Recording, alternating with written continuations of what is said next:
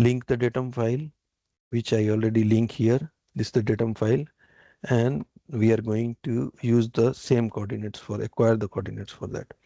So here also there are two options to acquire the coordinates. Once you select the link, you will see that here there is option in other shared site. You will click here. You can see the message here that's saying not shared. You can click here, and the window what is popping out, you can see that there are two options. It's saying that you want to publish your coordinates to the linked model. This is the first one. Publish the current shared coordinate system to Revit datum.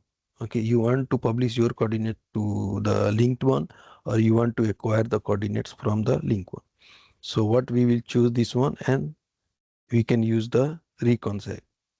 So it will be our model will be use the same shared, acquire the same shared coordinates from this data model. Okay, and you can use the reconcile, and you can use it.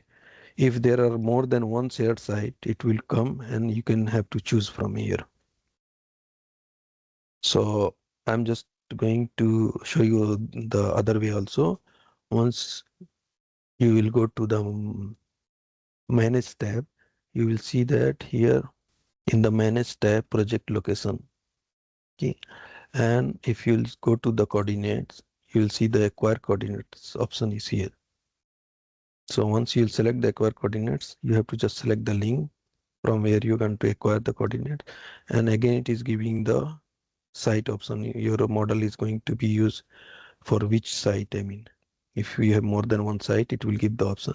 If not, if there will be one site, it will automatically go and give the option. So here I'm just going to use the default site, and I say okay. Thanks for watching. Please subscribe for upcoming videos. Thank you.